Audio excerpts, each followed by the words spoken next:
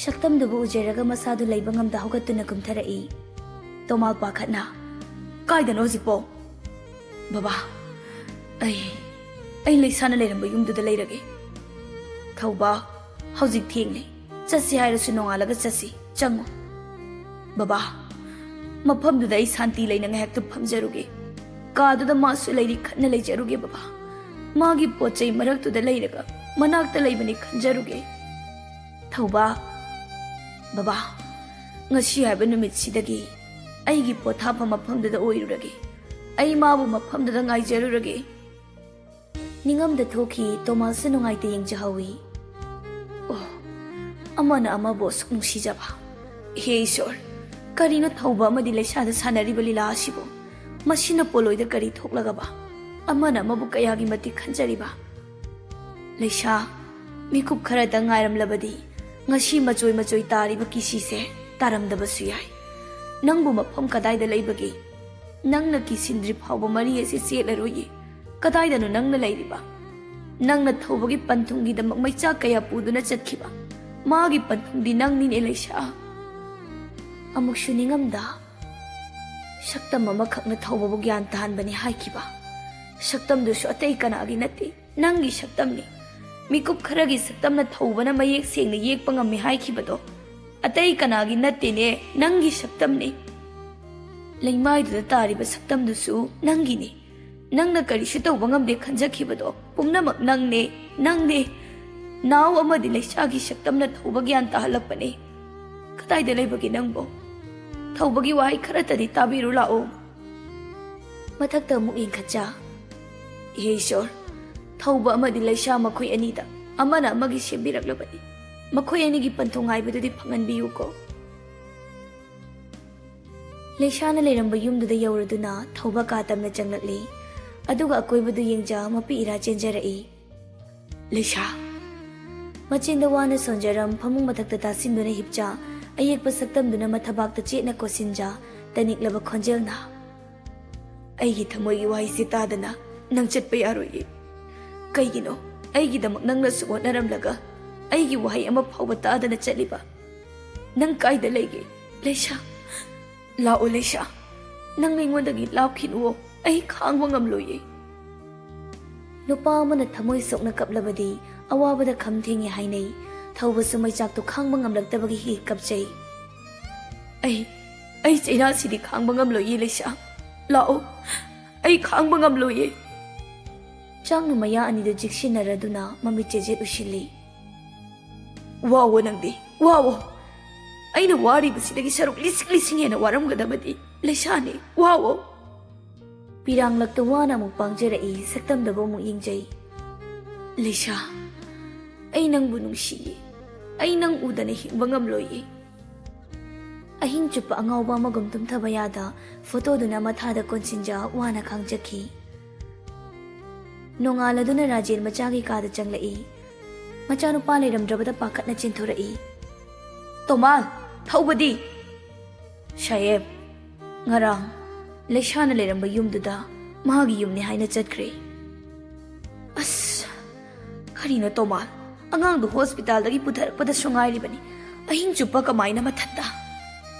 ꯄꯥꯈꯠꯅ ꯆꯦꯟꯊꯣꯛꯈꯤ꯫ ꯇꯣꯃꯥꯜꯁꯨ ꯔꯥꯖꯦꯟꯒꯤ ꯃꯇꯨꯡ ꯏꯟꯅꯩ꯫ ꯌꯨꯝꯗ ꯌꯧꯔꯕꯗ ꯀꯥ ꯇꯝꯅ ꯆꯦꯟꯁꯤꯜꯂꯛꯄꯅꯤ꯫ ꯑꯗꯨꯕꯨ ꯊꯧꯕ ꯆꯦ ꯑꯗꯨꯕꯨ ꯊꯥꯗꯣꯛꯂꯔꯣꯏ ꯃꯇꯥꯒꯨꯝ ꯃꯊꯥꯗ ꯆꯦꯠꯅ ꯀꯣꯟꯁꯤꯟꯖ ꯀꯞꯄꯒꯤ ꯃꯃꯤꯠ ꯃꯃꯥꯏ ꯏꯄꯣꯝ ꯄꯣꯝ ꯋꯥꯔꯕ ꯁꯛꯐꯝꯗ ꯇꯨꯝꯗꯨꯅ ꯂꯩꯔꯝꯃꯤ꯫ ꯃꯗꯨ ꯎꯕꯗ ꯔꯥꯖꯦꯟ ꯊꯃꯣꯏ ꯀꯥꯏꯖ ꯆꯪꯖꯔꯛꯏ꯫ ꯐꯃꯨꯡ ꯃꯆꯤ ꯑꯃꯗ ꯐꯝꯃꯤ꯫ ꯇꯣꯃꯥꯜꯁꯨ ꯅꯨꯡꯉꯥꯏꯇ ꯆꯪꯂꯛꯇꯨꯅ ꯂꯦꯞꯂꯤ, ꯔꯥꯖꯦꯟ ꯃꯆꯥꯒꯤ ꯃꯈꯨꯠ ꯄꯥꯏꯗꯨꯅ꯫ "ꯊꯧꯕꯥ!" ꯊꯧꯕ ꯃꯃꯤꯠ ꯇꯞꯅ ꯄꯥꯡꯂꯛꯏ꯫ "ꯂꯩꯁꯥ!" ꯒ꯭ꯌꯥꯟ ꯇꯥꯔꯛꯄ ꯃꯇꯝꯗꯗꯤ ꯃꯄꯥꯍꯣꯏ ꯂꯩꯔꯝꯕꯗꯨ ꯇꯞꯅ ꯍꯧꯒꯠꯇꯨꯅ ꯐꯝꯃꯤ꯫ ꯔꯥꯖꯦꯟꯅ, "ꯊꯧꯕꯥ, ꯀꯔꯤꯅꯣ? ꯅꯁꯥꯁꯨ ꯀꯟꯕ ꯅꯠꯇꯦ. ꯅꯪꯕꯨ ꯑꯩꯈꯣꯏꯒꯤꯗꯃꯛ ꯀꯔꯤꯁꯨ ꯈꯟꯗ꯭ꯔꯕꯣ? ꯑꯩꯈꯣꯏꯒꯤꯗꯤ ꯅꯪ ꯅꯠꯇꯅ ꯀꯅꯥꯕꯨ ꯂꯩꯔꯤꯕꯒꯦ? ꯄꯄꯥꯅ ꯍꯥꯏꯔꯕꯗꯤ ꯃꯈꯣꯏ ꯁꯣꯏꯗꯅ ꯇꯥꯔꯛꯀꯅꯤ. ꯑꯩꯕꯨ ꯂꯩꯁꯥꯒ ꯑꯃꯨꯛꯇ ꯊꯦꯡꯅꯍꯟꯕꯤꯌꯨ. ꯄꯄꯥ, ꯑꯩ ꯃꯥꯒ ꯑꯃꯨꯛꯇ ꯋꯥꯔꯤ ꯁꯥꯟꯅꯖꯒꯦ." "ꯊꯧꯕꯥ, ꯏꯄꯥꯅ ꯉꯝꯕꯗꯣ ꯑꯩꯁꯨ ꯇꯧꯒꯦ. ꯏꯆꯥꯅ ꯁꯨꯝꯅ ꯂꯩꯔꯒ ꯑꯩꯈꯣꯏꯁꯨ ꯀꯔꯝꯅ ꯂꯦꯟꯒꯗꯧꯔꯤꯕꯅꯣ? ꯄꯄꯥ, ꯑꯩ ꯂꯩꯁꯥꯒ ꯑꯃꯨꯛꯇ ꯋꯥꯔꯤ ꯁꯥꯟꯅꯖꯒꯦ." "ꯊꯧꯕꯥ, ꯄꯄꯥ, ꯑꯩ ꯂꯩꯁꯥꯒ ꯑꯃꯨꯛꯇ ꯋꯥꯔꯤ ꯁꯥꯟꯅꯖꯒꯦ." Laishagi nattaba wahai amata magi chimbaldagi thokide mataududa upai leite. Tomal, ai Laisha hoida chatlugi nang angangi manakta hendokanu. Phanida Sahib. Rajen hawatuna machagi makokta nantharami. Thauba, papa Laisha hoida chatlugi hawalo. Karino khara chasilamuko. Rajen thokrabada thauba wana. Baba, aina hojik warisitagi hena mana matunda waramganiko. Hojik ma kaidauramni. Aibu ningsinglamgadra. Aibu khanbiramkhidra. Thauba, imaugi chetlaba thamoi ai masyak khangi. Nangbudi mana kauba ngamloine. Ai sinasu phaludriba karigino. Kaigino aina mabu mirairamlisibo. Matam amada jaku amari khaban haikiba wai ningsingni. As nupido haiyai de haini wa loiribo. Pura mira natraga sara gyalam tapoti urasune nang khangbam yauni ubo ningniba. Haifet thiba angaubi manbi kiningai hangoiningai tukachaningai obi masaktubo noina pana kai de thiruino. Soidana napagi ojena boiramgani. Adu natanane maduda nangal hongo kamai haidorigeba. Jajan haikiba wai kaya ningsinglaga changna phamungda kinna sujinjai.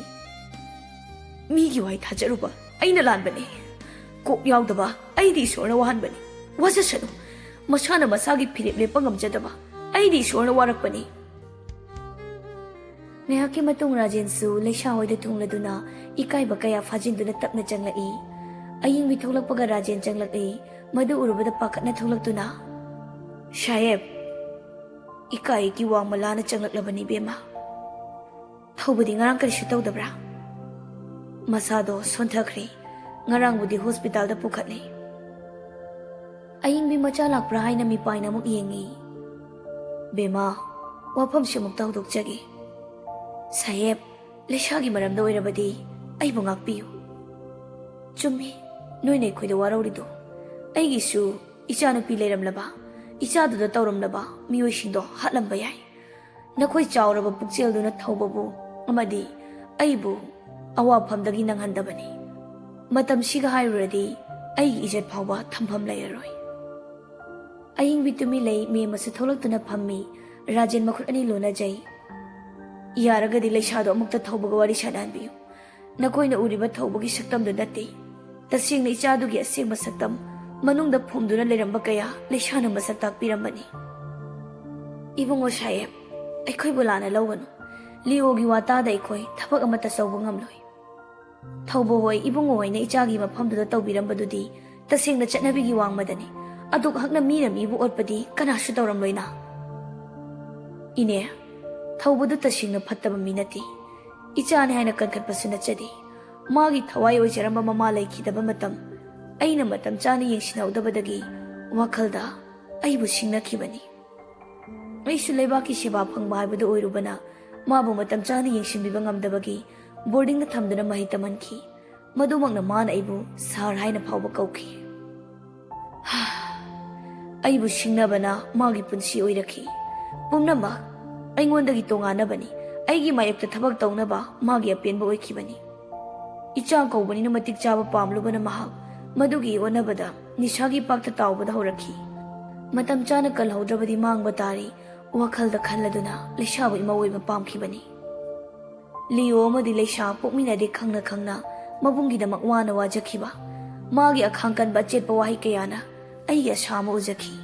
Mabu ima oige khankhibani. Me mohoi tumin taduna lei. Thawbana luhongo yakhidi. Aduba aikhoigi akanba wahaina yakhibani.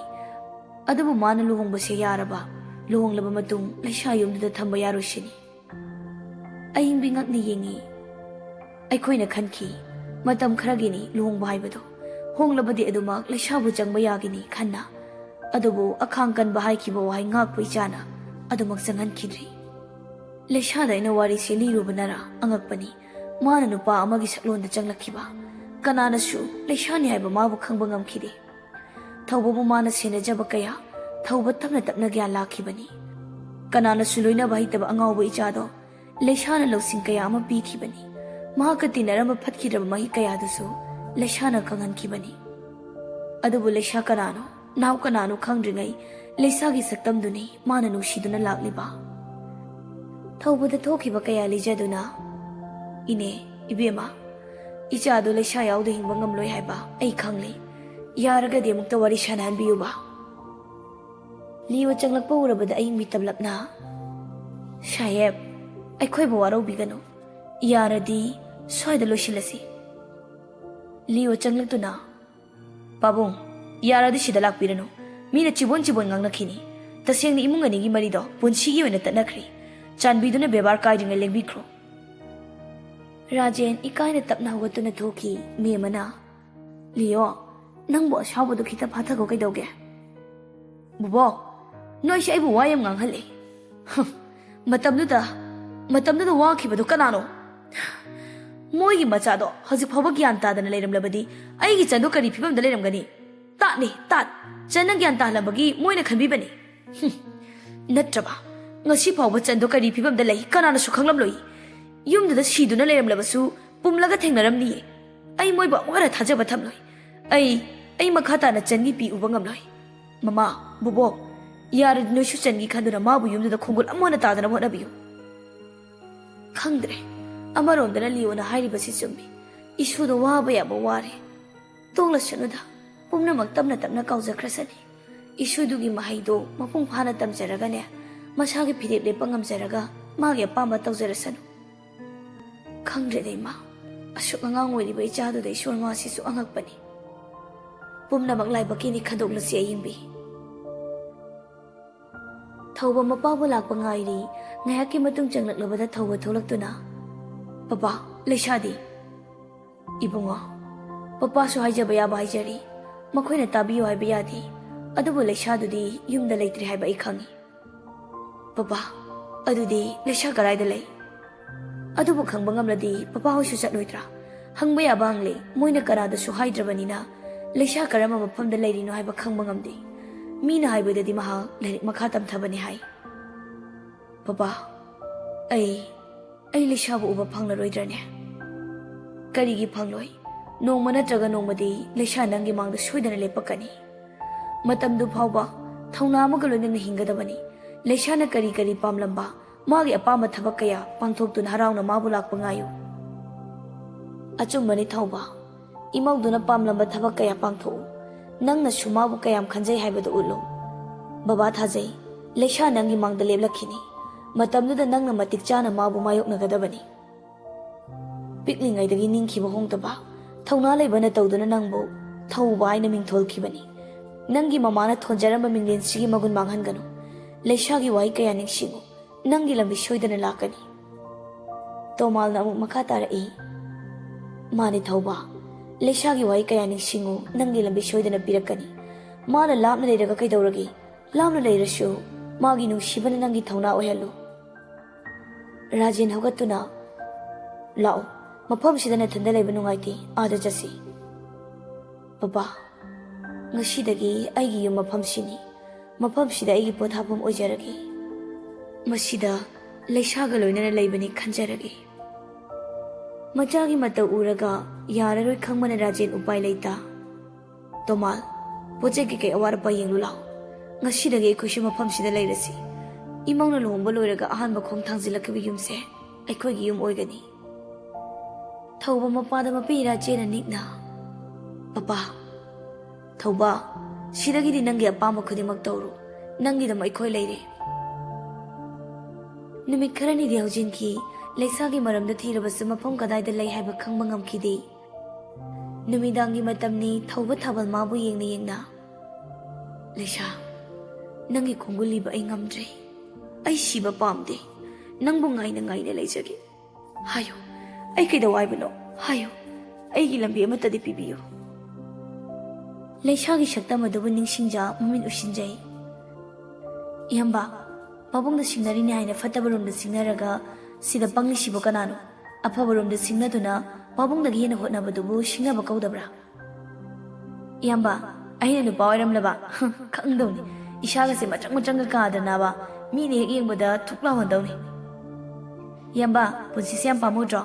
Pungam na po pumiyo mapoksida ba, ay kaya punsitin sinabawa na rin niya. Amok tang ni po imapoksi. Ish, sidi niya mariwaw tok ni himba na patra niya. Yamba miyo na pokla di yari kay, miyam na siya kang nabasini pamli ba. Laishana haijaramba wahai kaya kaya ningsingja mamit tapna panglai. Laisa, ngasi haiba numittagi ai di nangi oikre. Ai apamba pandam karino khangde. Adubu makha taba punsi side nangi aninga pamba pandam asha kaya na ai punsi oirani. Pumnamak nangidamak hotnarani. Adubu nangidamak hotnaribase yengba muktangdi lakpiyuko. Numitudagi thauba pumnamak nakal amada thamja Laisana ningjaramba kaya singdu magi pandamni khana hotnajaba hauki. Ngasi haukibana hayeng haukibana hangsit haukibana masem matambu kanana thingba ngamgadagi. Asum haukibana chahi amadi hirakli. Thaubadu Rolls Royce car dugi manungda sawong sada yengbada Ningol kayagi mitafam oiraba saban sakta haire fajaraba yengbagi penaidraba saktam ni thaubagi shaktam.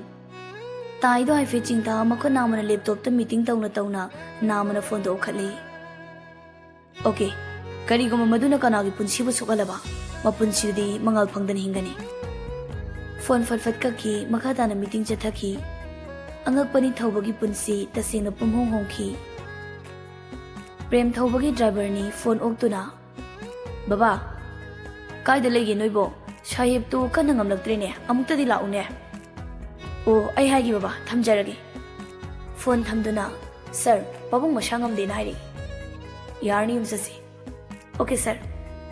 Mayum tamna lagtuna mapagi nagta chanlai. Papa, yum da so hakta layu ba. Nang uragai shasi kan khatpagum tawini bunga. Papa, aishu somda thadok pa yadabaini. Hidak chari ba natra. Ngasai su inthi nangai chati. Kainom thaksidana ichana semba coffee da thakningine. Chak lamaga ai kaino mayeng laki ngaiko Laishaga hanam tawna rukhige. Thauba thokrabada raje nungaita kumja masing yam silakle. Thaubagi wakhaldi Laisha tamangai. Laisha nangbu kadai da laibagi. Thauba kaya orduna taidu lokthoi blazer du su sofa da tham momo nokja. Laisa